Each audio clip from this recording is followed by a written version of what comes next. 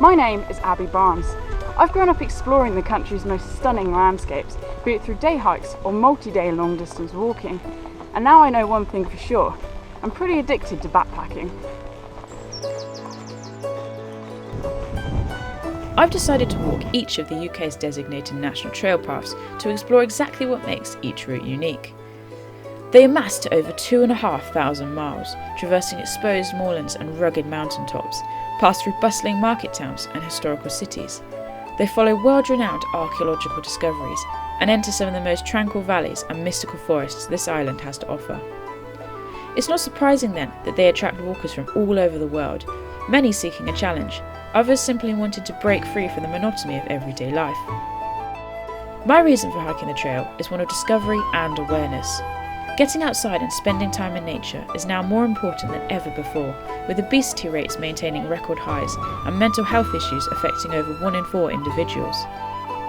There are incredible landscapes all around us, but so few of us dare venture out into such seemingly inhospitable lands. Well, I'm here to show you otherwise, and inspire you to don your walking boots and spend more time in the wild. I've faced my own trials with mental health, but alongside building a strong support network, getting outside and taking the time to reconnect with nature has helped me move further along the road of personal discovery. So, here's me, inviting you to join me on my adventure through this beautiful country. There will be challenges along the way, and we're not guaranteed to succeed, but it takes a courageous heart and a brave soul to commit to the unknown. Now all you have to do is decide that you want it more than you are afraid of it. Are you ready? Let's go.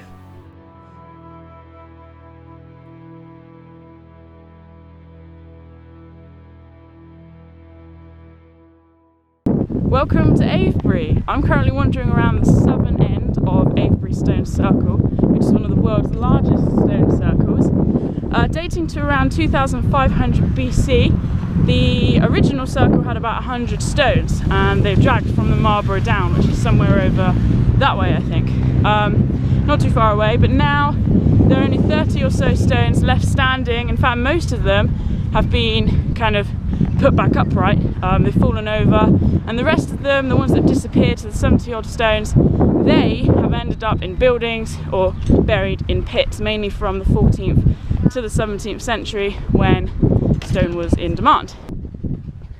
The Ridgeway walk actually begins at Overton Hill, around 3 miles away, but I wanted to begin my 87-mile adventure exploring this incredible World Heritage Site and the surrounding key monuments. In Avebury itself is the Alexander Keeler Museum, which houses a fantastic collection of archaeological finds found within the surrounding ritual landscape. It provides a great starting point as it paints a vivid picture of what life would have been like for those travelling along the trail 5,000 years ago. It was hard to comprehend the scale of the circle as I made my way through the middle of it.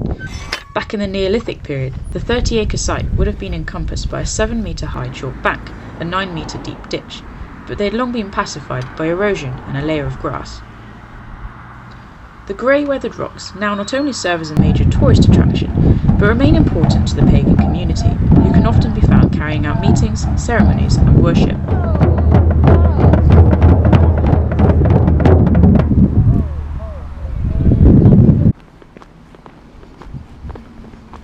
Heading away from the circle, I took a path along West Kennet Avenue, a 1.5-mile ritual link dating to 2400 BC, and climbed a flowery field to spot another major archaeological site.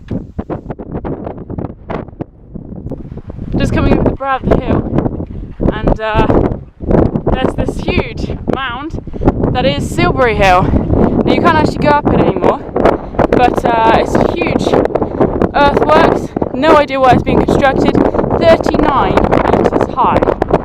Basically just, it's a big mound of chalk. I think the estimated age of it is 2600 BC, but as you'll see as we start to get closer, it really is a big old lump in the landscape. The hill contains 250,000 cubic metres of chalk, and although it's no longer open to the public, it remains a remarkable spectacle in the landscape. On top of a ridge nearby sits one of the largest burial mounds in the country, West Kennet Longbarrow, which dates back to 3600 BC, and would have stood as an unmissable chalk white marker at the time of its construction. Huge sarsen stones mark the entrance to a ritual forecourt, and once inside, it's possible to explore 5 surviving chambers, where the remains of 45 individuals are found during excavations in 1955. The barrier's construction would have involved the investment of a vast amount of time, labour and resources, allowing us to infer that these individuals must have been of key significance to the community.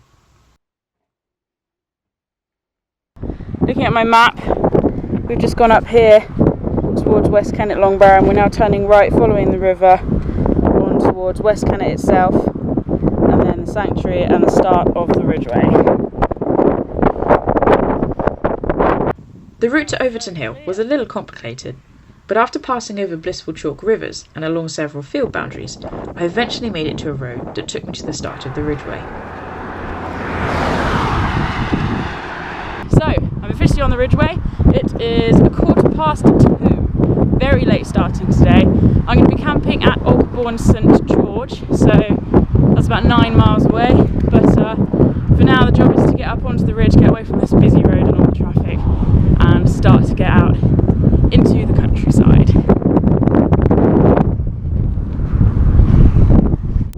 So there's a sign here, we're at Overton Hill. We walked from Avebury, had a look at the stone circle, walked all the way down. Actually, we saw Silbury Hill, we saw West Kennet Longbarrow, so we've done the whole lot there, the whole ritual landscape.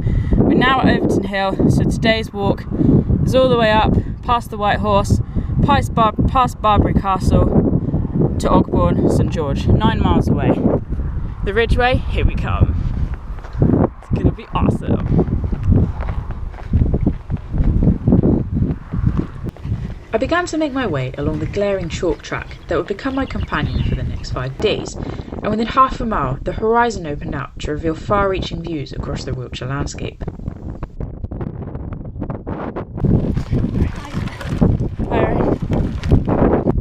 So I'm just at the base of Barbury Castle, working my way up now to the centre of the hill fort.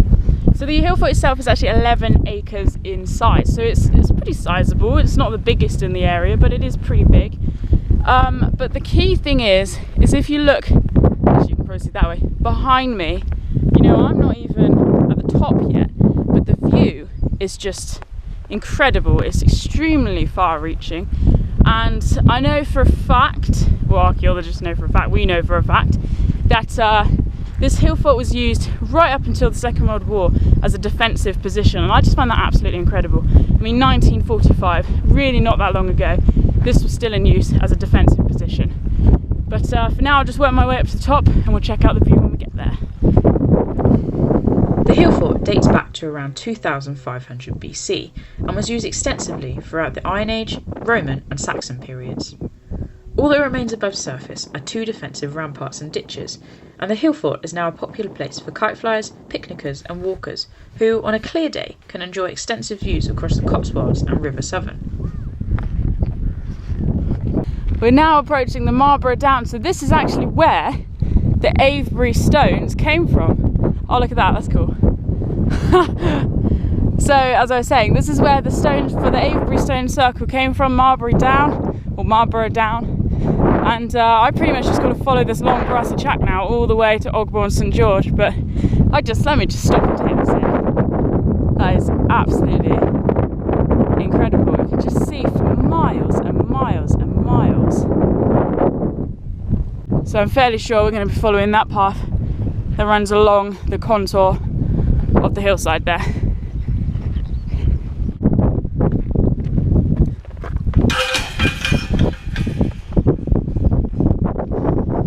So I've just passed a sign that said that this is the direction to Ogbourne St George, so I've officially left the National Trail. I've changed my mind yet again and I've decided to come off the route and walk down into the village. I want to see, I'm going to take a real risk here because I don't know if I can get to the other side of the village, which is where the campsite is, but I'm going to try, and the way I figure it, there's roads to the campsite, so I can just follow a road surely. But I'm going on my OS map now, so this is why I'm very pleased to have brought this map, because the Trailblazer guide doesn't really put things in context. It does, but not in such a detailed way. So I'm very pleased to have brought this and I'm going to utilise it. So heading down to Ogbourne St George, trying to find the campsite, hopefully won't get lost. It was around 6 PM that I made my way into the village, which was made up of a church, 2 pubs and residential housing. It was a sleepy little place that I quickly fell in love with. So the main A road, I go underneath it right by the pub, which is the Inn with the Well. That's a cool name. Doesn't actually sound as busy as I thought it would be up there. So it really can't be too far now. In fact, I think it might just be up here on the left. Fox Lynch campsite, that's where I'm headed for.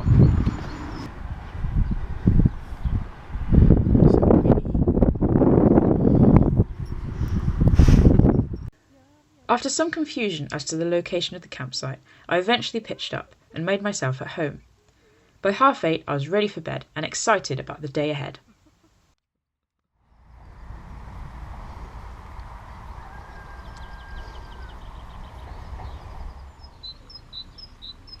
Morning.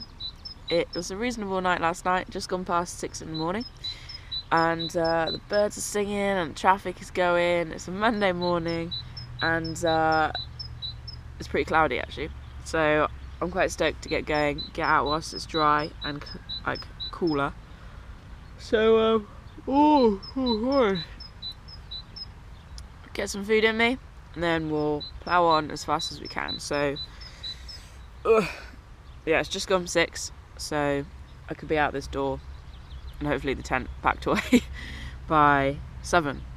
We're on a mission, let's do it. Just leaving the campsite behind. Oh, feeling tired. So it's just gone 7.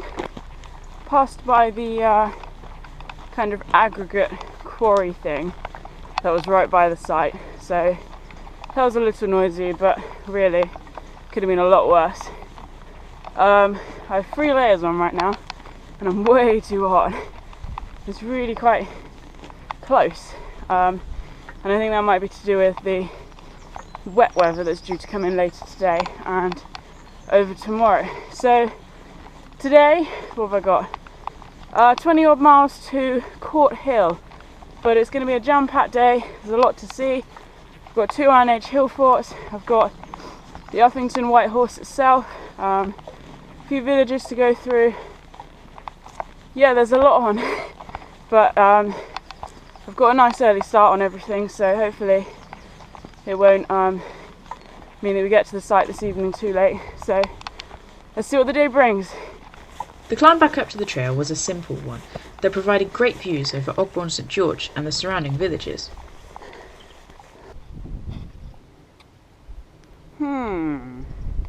Now I don't know about you, but I'd say this looks like the Ridgeway. Pretty straight and obvious. What do you think? I don't think there's any other tracks that it could be. Right then, so we're back on the trail. Off we go. Court Hill, here we come. Yes. Ooh. Bending down with the backpack's never easy. Bye-bye. It was a glorious morning, and I stopped often to listen to the birds welcoming the day.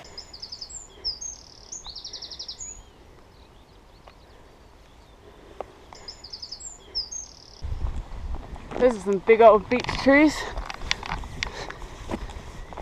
The bluebells, a mixture of time-worn deciduous trees, were a clear sign that I was passing through ancient woodland, which, alongside arable farmland, provides a great habitat for the majestic red kite. The birds can often be seen soaring above the land as they hunt for their next meal. So I'm just approaching this fork in the footpaths, and the one to the left takes you up to Liddington Castle. Now I haven't really had any views of the castle at all, and I know it's quite similar to Barbary Castle yesterday, and I really would like to go and visit it. But this is the only trouble with having long mileages, is I'm just so tight on time really. Always aware of the time. But that way up there takes you to Liddington Castle anyway. I think it's free, I believe it's free. And have a wander around the ramparts there. I'm sure it's pretty awesome.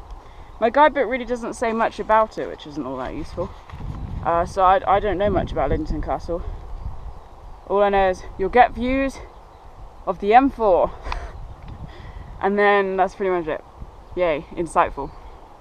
So I'm just going to carry on then along the official Ridgeway route and head on to Fox Hill and just see the weather coming in over there, and then the mass of roads that I've got to contend with in a minute, and the radio mast in the distance there.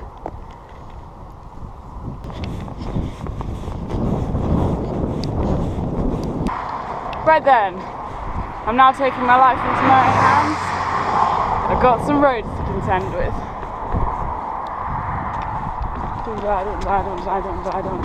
That's a bird! So following this road, and then we should be going over the M4.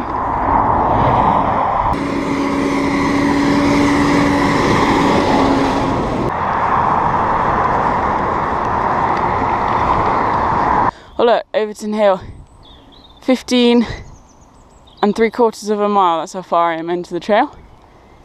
Fantastic. So Wayland Smithy is en route today, as is Uffington Castle. That's probably where I'll stop next actually. So, on we go.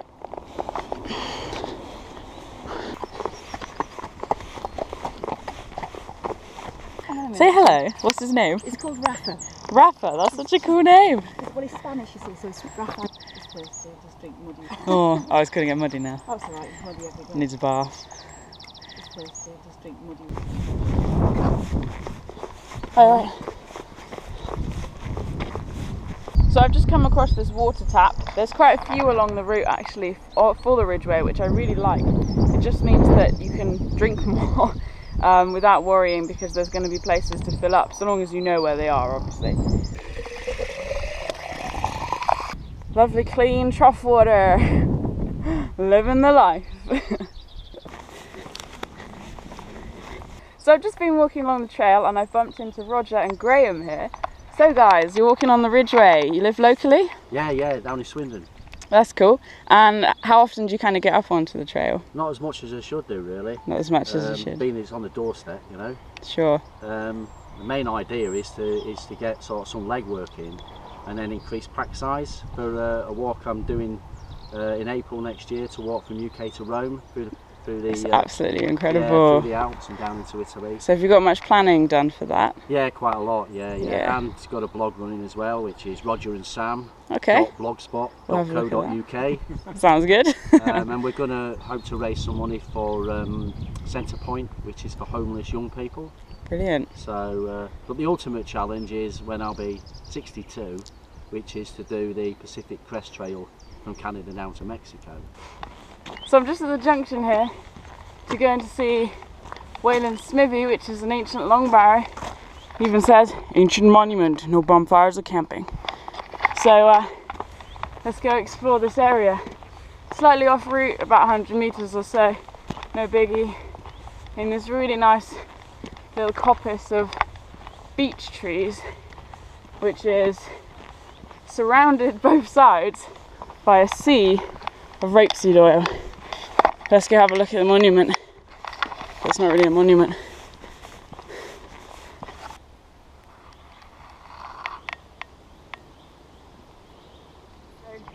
Although you can't go inside of this one like you can West Kennet, it's still extremely interesting, because we know for a fact, or archaeologists know for a fact, that the long barrow itself was actually constructed on top of an earlier construction that was built at around 3600 BC. And that was more of a kind of wooden box to house the remains of people that were important within the society at that age. And then this one was built over a period of time starting at around 2800 BC. And again, it's built to house the remains of important people within that society. So there's males, females, children, and that's what makes it interesting. It is that broad variety of people. But you can see here these huge sarsen stones looming above me, and you can't help just wonder, you know, the amount of human time and effort needed to get these stones here reveals quite simply how much this place meant to these people, how significant it was to these people. They wouldn't do this if this wasn't an important landmark to them. So the construction of this barrow is marking their territory or their landscape, marking this as their area, but it's also connecting the living and the dead. So they've got the remains of important people from the society within this long barrow, and yet out here they can come out and almost be within or be with those people regardless of the fact that they're not alive. But we can't go inside, as I say, but it's still an incredibly impressive construction. And actually my guidebook has a nice little story that I found quite funny, if I just dig it out. It doesn't say too much in my guidebook about this place, but it says, the name of this long barrow dates from a couple of thousand years after it was built and comes from Wayland, the Saxon god of smiths. Apparently he made the shoe for the Uffington white horse, and will even make your horse a shoe if you leave it here overnight, with some form of payment. Has to be cash though. I love the fact it has to be cash, I just think that's pretty cheeky. Obviously it doesn't take card.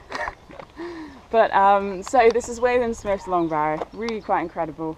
It's a privilege to be here, to be able to walk around this area that clearly meant so much to the people that lived here in the Neolithic period. I feel like a kid on an Easter egg hunt. So I've just done Wayland Smithy, heading on now to Overton Hill or Overton Castle, where the white horse is. This is one of the biggest features of the whole trail. In fact, it's even on the front cover of my guidebook. So I'm really, really excited to see this because I've never seen the white horses before.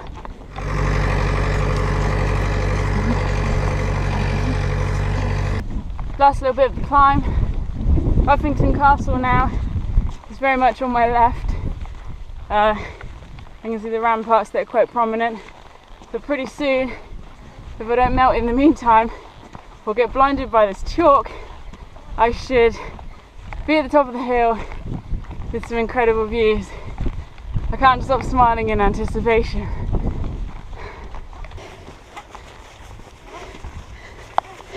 Whoa. That is absolutely breathtaking. It's so bright up here, but even with the sun in my face, the view is just whew, miles and miles and miles. That's actually magnificent. I'm right at the top now of Whitehorse Hill. So here you see Uffington Castle, or the remains of the ramparts. So you could walk in there. But my goal is to find the white horse. Nonetheless, very, very significant Iron Age hill fort there. That's the third one on the trail. But I'm sorry, I've got to find this white horse. I'm on a mission right now.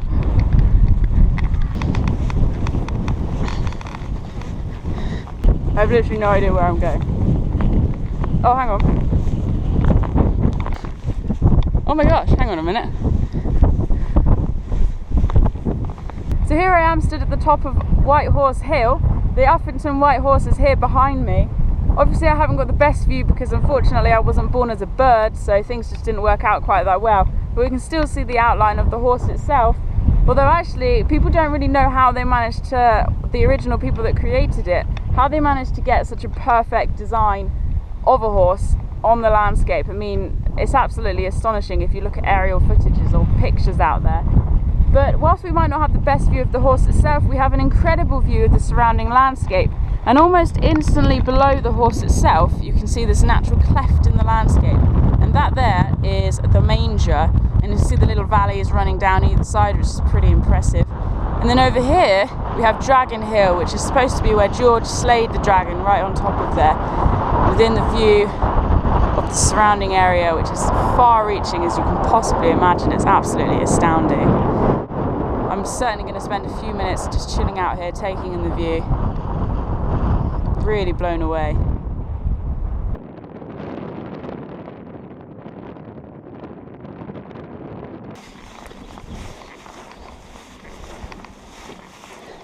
So I'm just walking along this quite wide stretch of the Ridgeway, and I can really imagine there being thousands of sheep just driven along here, along the ancient Ridgeway. I mean, you can really see how it could be used as a kind of long distance route to take livestock or get from A to B. And this wider stretch just, I don't know, it just sparked my imagination.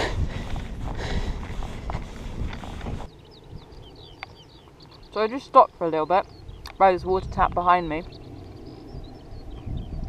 I thought I'd just make the most of, well, stopping. I was feeling really hungry. I don't normally get hungry when I walk. I just never feel hungry, but my stomach was making a racket. And as you have my watch beep, it's just 2 o'clock now. So I've made good progress. Today was still a good 20 miles. I've got about an hour and a half left of walking. But considering like how many places I've stopped to look at, and I have stopped quite a lot, you know, I'm quite impressed with like just progress. I suppose there's been a few climbs, but it's been pretty flat otherwise. But anyway, so the last hour and a half, I'm going to go past Devil's Punch Bowl, which is a big cleft in the landscape, so it's more geological as opposed to archaeological. And then just before I reach Court Hill Centre, which is where I'm going to be staying tonight, I'll go past Segbury Camp, which is another Iron Age hill fort, also called Liddington Castle. So quite keen to have a look at that, because I believe it's like twice the size of Barbury Castle, and Barbury Castle felt pretty big to me. Next to the water tap was a stone marker in memory of Peter Wren, aged 14, who enjoyed walking along the trail.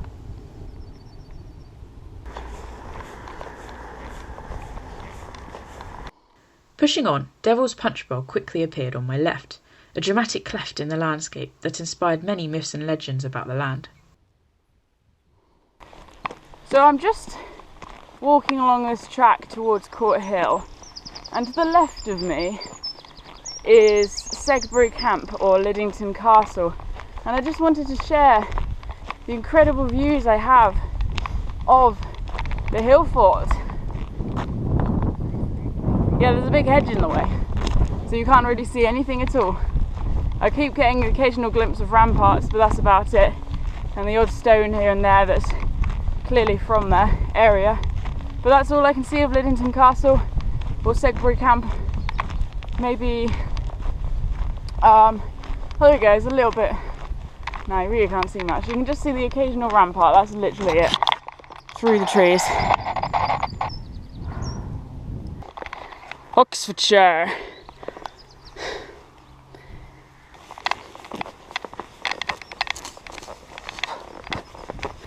Court Hill Centre.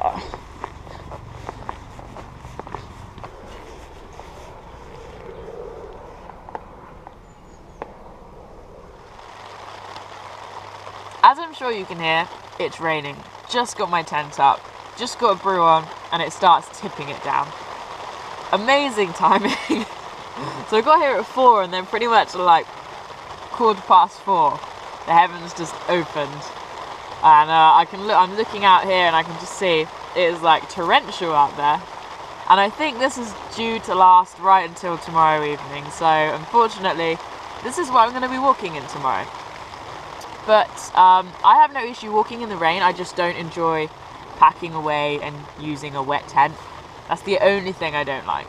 But you got to do with it. You got to do what you got to do. So at least I can fall asleep to the sound of the rain anyway. So I'll get some food in me, maybe go have a quick shower, then come back, chill out, and get an early night tonight. It's been a good day, a very good day. I don't want to go outside today. I'll just stay here and sleep. I've actually just looked out of my tent and oops, it's a little misty to say the least. I can't really see the view over there, and my guidebook says today is really quite an exposed bit, so better layer up, make sure I'm game to take on the rain and the mists and not get lost because I can't see anything. So plan is just get all this stuff away. I'm slowly making progress, but it's really not that inviting out there.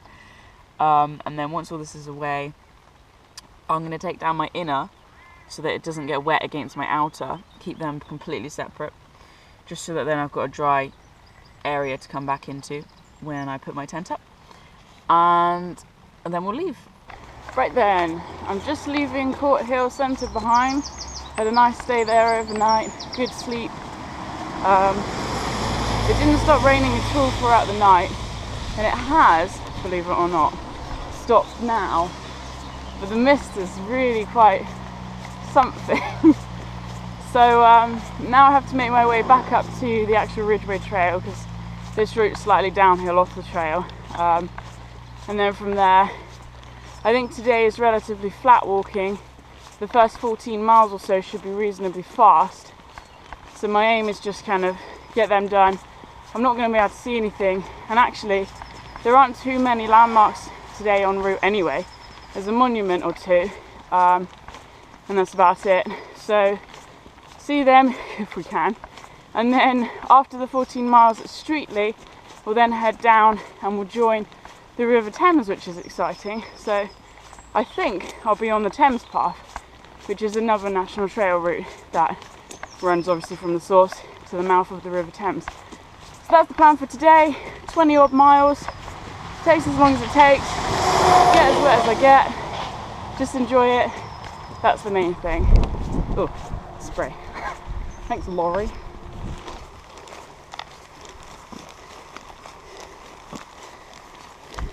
Right, so we're just nearing the junction here where we turned off the Ridgeway. So we should carry on along this road for a little longer and head left back towards the eastern part of the route. I realised that the mist was amplifying all of the sounds and smells. The air felt refreshingly clear, and birdsong echoed around me. It made for enjoyable walking, and I was pleased to have the trail for myself.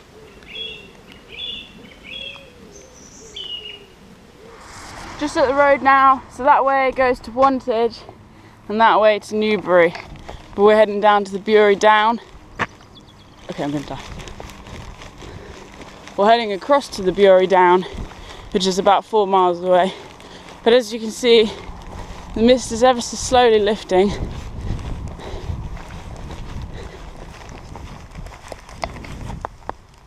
Something. A slug attack there though. I passed a memorial for Lieutenant Robert Lloyd Lindsay, the first Baron of Wantage, as a red kite began circling overhead. The bird then accompanied me for the next mile, and I felt honoured in the presence of such an elegant bird.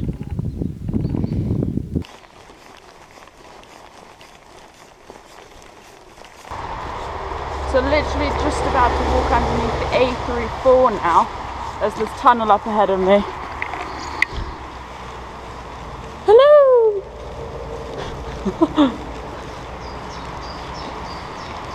Horse gallops followed the track on both sides, and I was often passed by riders in training.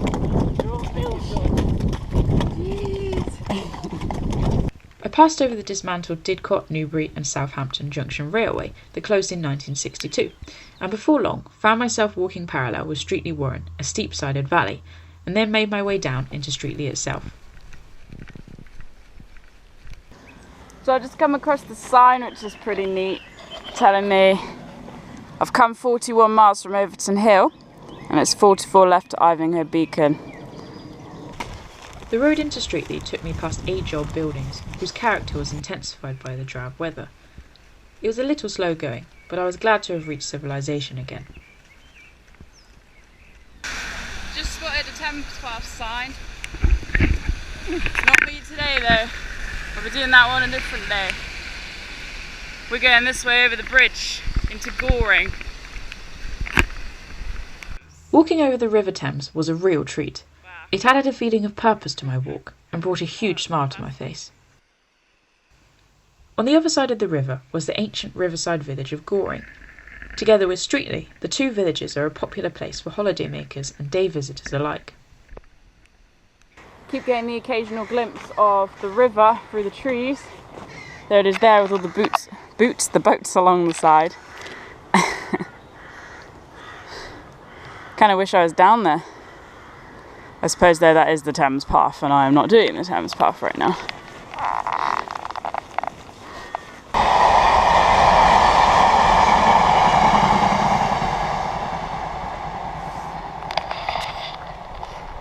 Shows how much attention I was paying. I didn't even realise there was a railway line there.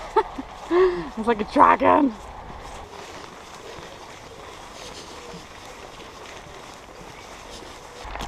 Each of the houses here, if you like a look at the house, and then down here, each of the houses have got their own little boat, or quite big boat actually in some cases. But I'm just walking along thinking to myself, these must be some expensive houses.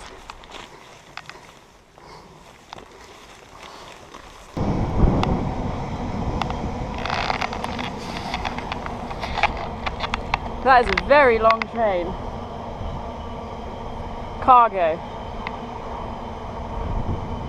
Next, I passed through the little village of Southstoke, which boasts a picturesque pub and a St Andrew's church, dating from as early as the 1200s. Well, there it is anyway. Go on, let's dip my toes in. Say I've been to the Thames on the Ridgeway.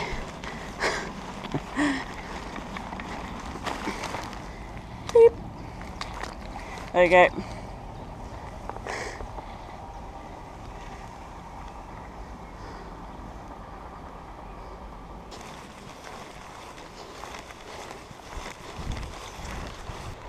This is a really nice stretch. Aside from the railway, which I'm sure you can hear another train going past now, it's incredibly peaceful. And there's like reed warblers warbling away to my right, and swans and ducks on the river to my left, and a train going past to my right. But it's a really lovely stretch.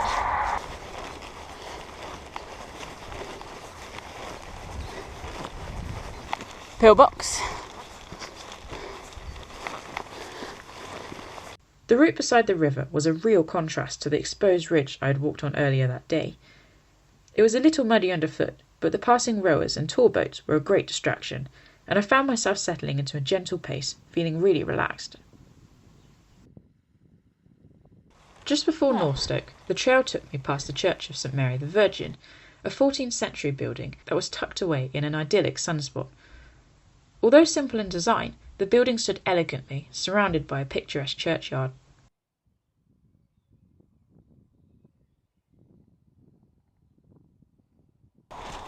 This is such a nice section. Pretty much everything since I've joined the Thames Path has just been so lovely. Really enjoyable. I don't know whether it's because in contrast I've been like windswept and rained on up on the top earlier today, but this is so nice.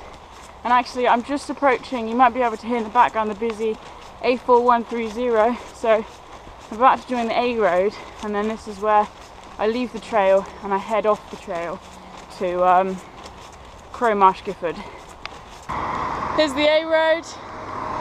So I'm going to leave the official trail now and head off in this direction towards Crowmarsh and Wallington. Got to try and cross this roundabout because I'm heading down there.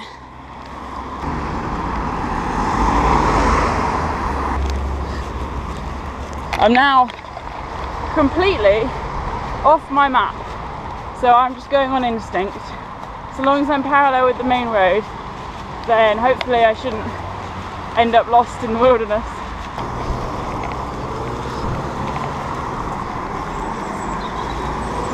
It's a very busy place, as in the road is very busy.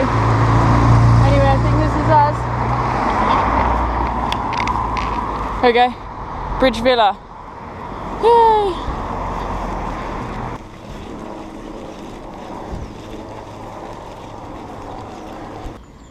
I would just like to introduce you to my feet. They're pretty raw on the top there. Got a blister plaster there that's coming off, but look how wet they are. They've just been saturated all day.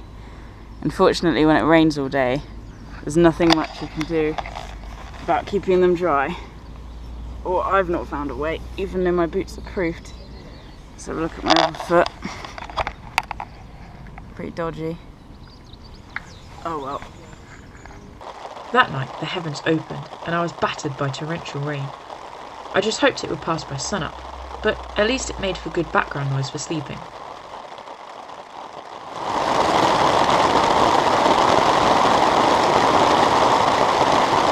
There's no way I can walk in this. That is torrential. Good morning!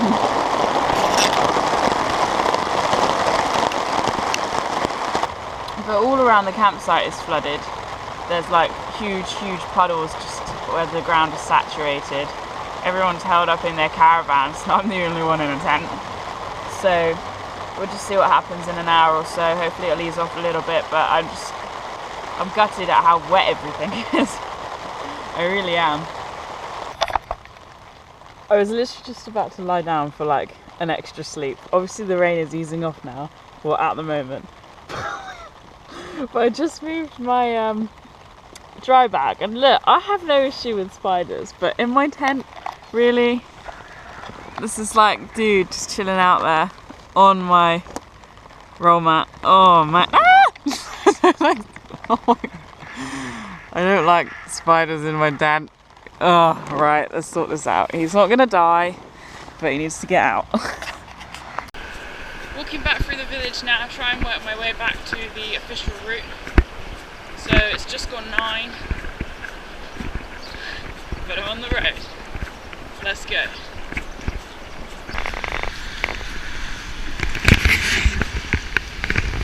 Must be rush hour. 3.3 miles away, so that's where I'm headed for now.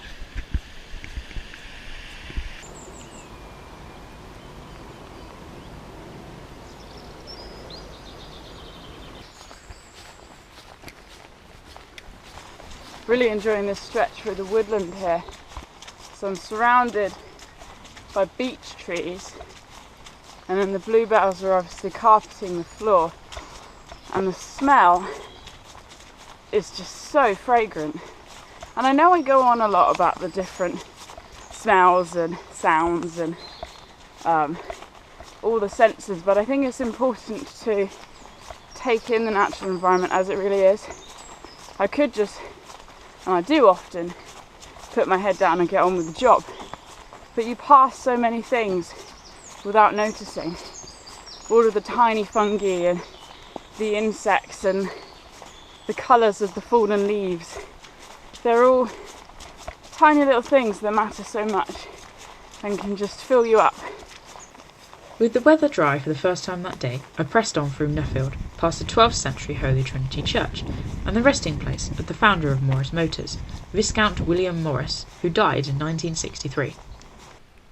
The rain began again as I made my way through Huntercombe Golf Course. I was careful to follow the white posts and steer clear of any flying objects. Despite the weather, the course was busy, and I made my way in and out of forested areas carpeted with bluebells.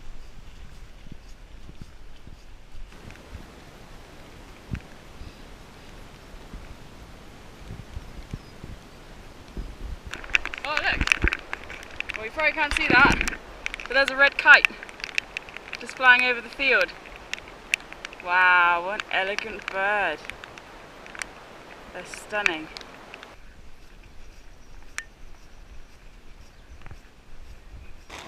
Do we go over or do we go under? Oh, poor tree. Okay, time to shimmy. Oh, survived. Sorry, tree. Hey, doggy.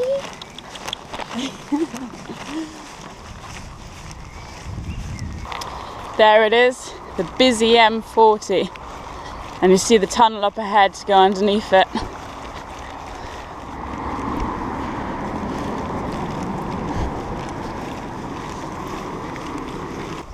Chinnor, 2.6 miles.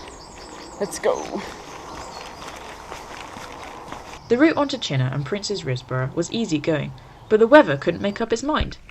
At certain points the ground underfoot became rivers of water, but at other times it was blazing sunshine. I was thoroughly enjoying myself though. The detailed signage meant I could keep my map protected and just settle into my own pace. Just coming down off the hillside here, you can see like Prince's Risborough kind of in the hill there, or in the hills. So making good progress. I've got about 2.5 miles left now.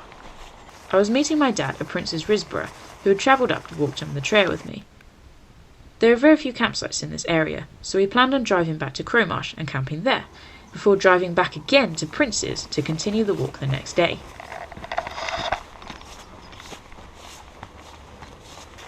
Okay, I have a golf course, and which way do I go? This way? Hello. You guys are so pretty. more.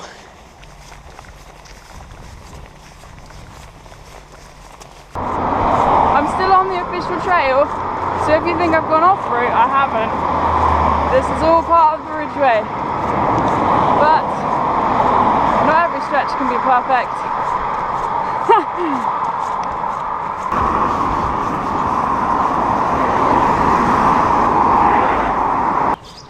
So the route now comes away from the A road, and I'm heading down towards the back end of Prince's Risborough, and somewhere around here I'd hope to meet my dad.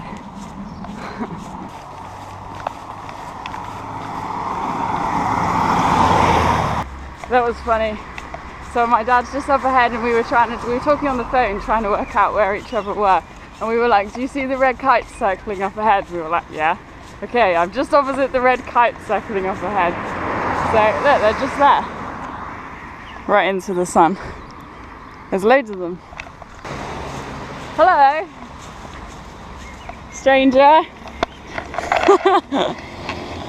Who knew red kites could be a navigational tool? Hi. Hello. How's it going? Alright. Good.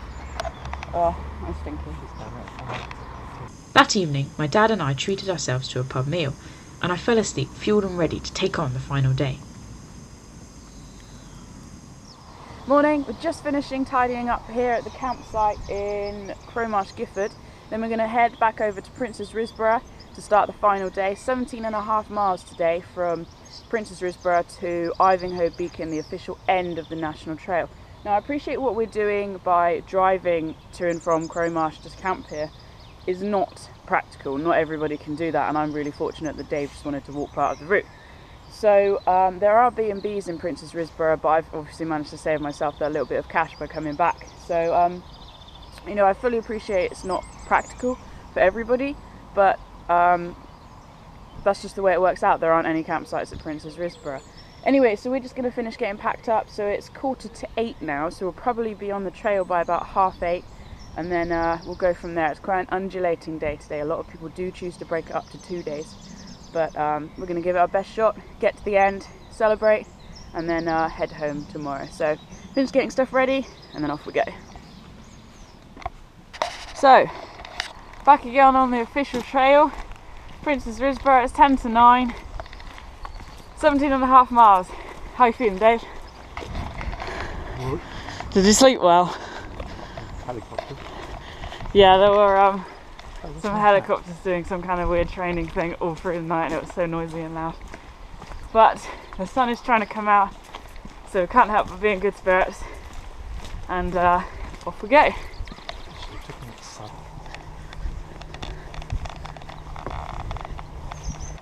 First climb of the day. Heading up. It's going to be a few more of these today. Brush Hill. So we're in the Chiltern Hills now, in Buckinghamshire. After a quick climb up to the top of Brush Hill through Whiteleaf Nature Reserve, we were greeted with hazy views across Prince's Risborough and the surrounding villages. The hill itself is an ideal place to see common blue and chalk-hill blue butterflies, as well as a variety of rare flowers, such as the viper's bugloss.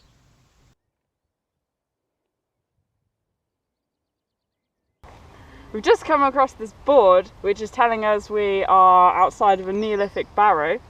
It says we're standing in front of the monument, the oldest monument on Whiteleaf Hill, which is where we are, Whiteleaf Nature Reserve, and one of the oldest in Buckinghamshire.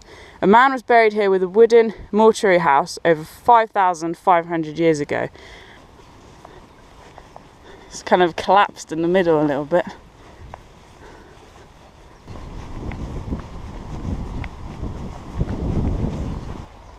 Just to let you know, by that long barrow, there's a bit of a mess of paths, and we've just come all the way down to the bottom of the nature reserve to discover we took the wrong path. Having climbed back up the steep hill we wrongly descended, we made our way onto Casden, passing the Plough Pub and another golf course. So we've just come across a field that fortunately wasn't too muddy, and we're now approaching the Chequers Estate, which is the Prime Minister's house. You can kind of see it in the distance there, tucked away in the trees, and of course all the neatly trimmed lawns. But we'll just wave to David and keep on walking. Well, there's the entrance. Oh, we're inside. Quick. 2.8 miles to Wendover. Slowly going down. Yeah. Now I'm having fun munching on this grain bar thing.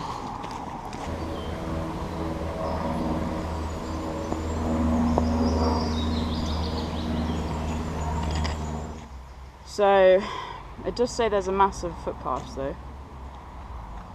Follow path through woodland using acorn guideposts. That's what it tells you to do. Turn off road where trees finish. Up there. For the second time that day, we were a little confused with which way to turn. There were many paths in the woods. Still, we eventually made it up to Coombe Hill and the monument commemorating those killed in the Boer War, built in 1904. It was here my dad had planned to turn around and head back, whilst I would push on to the end of the trail. This monument, erected in 1904, was almost totally destroyed by the lightning on the 29th of January 1936 and was rebuilt in the same year by the Bucks County Council. And there's red kites flying all around it. See ya. Don't get lost. Can you text me? Yeah, alright. Bye! Bye. Alone in the wilderness once again. There's a hair on this.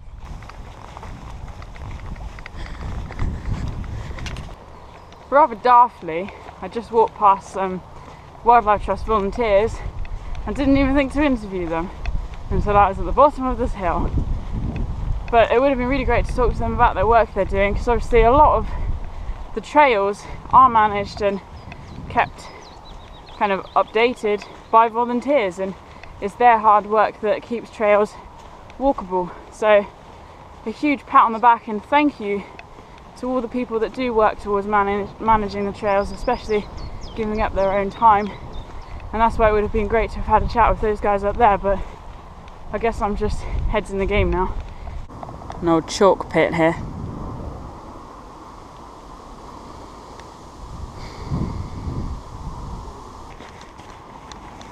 It's so pretty. Just passing over the road on the railway to Aylesbury. It's an A road as opposed to a motorway. And then there's Wendover station just over there.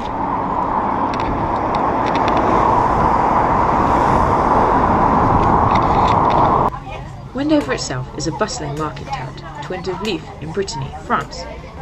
Its name means white waters, and it dates back to at least 1086, before the Domesday Book was written.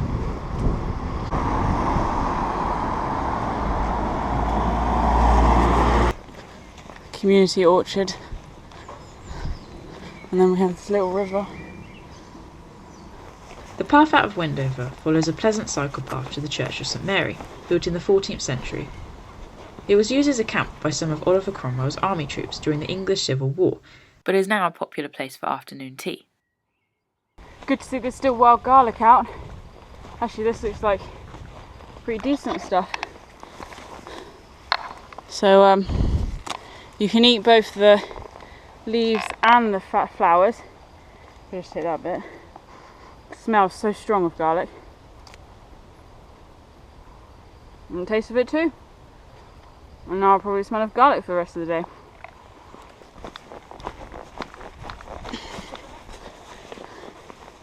So with all national trails there's a trail officer, and I work with landowners and other organisations as well as a team of volunteers, but also I maintain the website and produce leaflets with those people to make sure that there's information available for people to plan their walk and to enjoy it. The Ridgeway runs along chalk hills from Wiltshire through to Buckinghamshire, where we are now, and so you get these amazing views from the chalk hills down into the vales, the clay vales down below, and Pretty some stunning. of the views are just for miles, and they are stunning. Yeah. You should have got better weather for some of your walk. But up on the chalk hills, a lot of it hasn't been improved by agriculture, so you get a lot of the native chalk grass and flora, you get some beech woodlands, you get things like juniper, you get some box trees, so you get a lot of interesting native flora that these days is quite hard to find, and it's just when you're walking along you can see lots of interesting natural features, but as you say, there's the history as well. I mean, you've got the key sites that lots of people know. You've got Avebury, which is the stone circle. Yeah. But you've also got less well-known places. Some of the hill forts are quite a find when you get there. Yeah. The Ridgeway has got quite a lot of spiritual pagan associations. So there's some people who are interested in that sort of thing who come to the Ridgeway for that. So it's a spiritual place for some people. Yeah, I did see some drummers actually in the Avebury Stone Drummers. Circle. That was pretty cool. They were walking around the stone doing their thing. I was like, Yeah. you know, these sites mean a lot to some people, Yeah, and it's quite definitely. interesting to see the different aspects of that. Do you happen to know how many people walk the trail end to end each year? End to end, well, we don't have the exact numbers, but one measure we have got is the number of people that apply for certificates. So for people that walk end to end, they can apply for certificates. So hopefully you Might will. do that, yeah.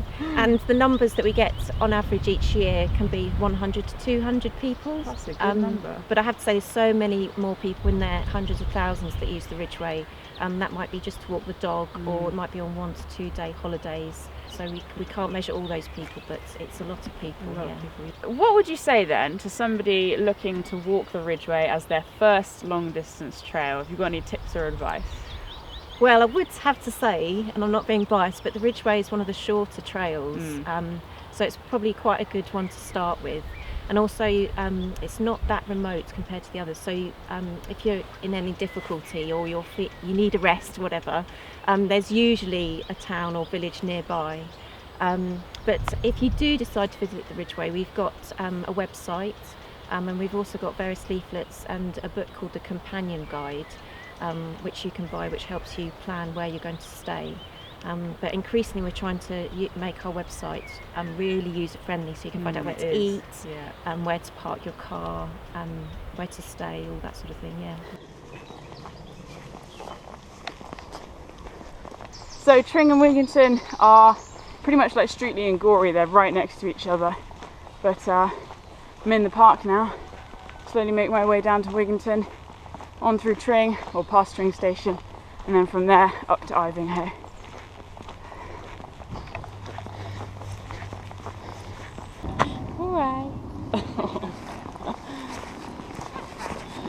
The views from Hale Wood and Tring Park were pretty spectacular, and the wood itself seemed a popular place for locals and dog walkers. Just over there. I reckon that very, very possibly could be Ivinghoe Beacon up there. And there's only one way to find out. Keep going.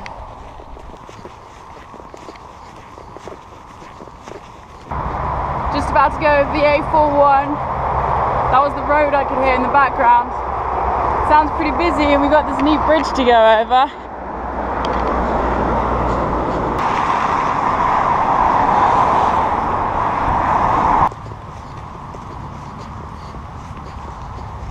Just going over the Grand Union Canal. I didn't realise I did. The canal is a branch of the 137-mile British canal system between London and Birmingham, which has 166 locks. The last 3.1 miles to Ivinghoe Beacon, and pretty much all of those miles are uphill. The final stretch took me through the Avebury Knowers Nature Reserve and up onto Pitstone Hill. With every step, the end became clearer, and I thought I would burst with excitement. So I've left the woodland behind now, and I've come out onto this exposed ridge, and you can see behind me here this white pit, and this looks to me like some kind of chalk pit, and then behind that was what at first I thought was like a lagoon, but now I can tell it's an old quarry that's all been filled up with water, and it's this very kind of turquoisey deep blue that looks almost tropical. But then if you look over here, you can see the kind of quarry works where they're still working, and of course this area here is evidence of the fact that they're still digging and gathering chalk, but it's just evidence that we are still on that chalk band, that geological chalk band that follows the Greater Ridgeway right from, well, down near Dorset and then all the way across the country. It's really quite incredible just how large scale geological formations can be. and really just how they influence the landscape around them. It's just very incredible indeed.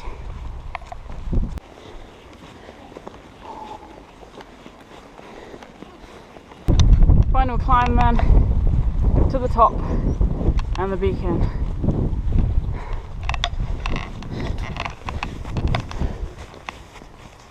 As I made my final ascent, I recapped in my mind the adventure that was about to end, and the feeling of elation was uncontainable.